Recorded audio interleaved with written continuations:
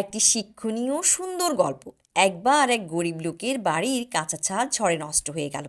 সেই লোকটি কোনো মতে সে ছাদ ঠিক করছিল। তখনই সেখান থেকে এক ধনী লোক যাচ্ছিল। গরিব লোকটিকে খড়কুটো দিয়ে ছাদ ঠিক করতে দেখে সে বলল, এভাবে ছাদ ঠিক করলে তো সেটা টিকবে না। এখন বর্ষার দিন একটু বাতাসে ছাদ উড়ে যাবে।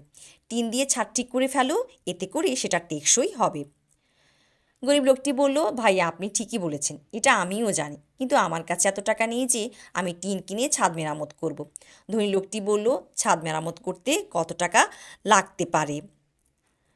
গরিব লোকটি বলল, 40,000 থেকে 50,000 টাকা লাগতে পারে। এটা শুনে ধনী লোকটি তার পকেট থেকে টাকা বের করে সেখান থেকে 50,000 টাকা সেই লোকটিকে দিয়ে বলল, এই টাকা দিয়ে তুমি ছাদ ঠিক করে নাও।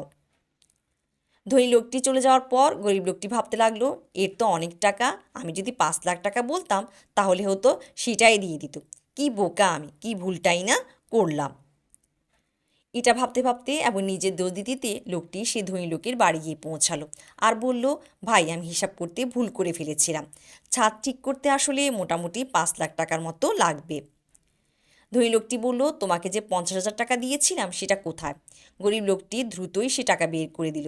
ধনী লোকটি সেই টাকা নিজের পকেটে রেখে বলল, শোনো ভাই, আমার কাছে 5 লাখ টাকা দেওয়ার মতো সামর্থ্য নাই। সম্ভবত ঈশ্বর তোমাকে সাহায্য করার জন্য অন্য কাউকে ঠিক করে রেখেছেন। এটা শুনে গরিব লোকটি ঘাবড়ে গেল, তার চেহারা বিবর্ণ হয়ে গেল, কিন্তু ধনী লোকটি তার কোনো কথাই শুনল না। গরিব লোকটি তখন তবা করতে করতে বাড়ি ফিরল আর ভাবল, এতে ধনী লোকের কোনো দোষ নেই, এটা আমার লোভেরই সাজা। গল্পে নৈতিক শিক্ষা, জীবনে বেশি লোভ করতে নেই। যে জিনিস লোভের বশবর্তী হয়ে চাওয়া হয় সেটা সবসময় হাতে আসার আগেই চলে যায়।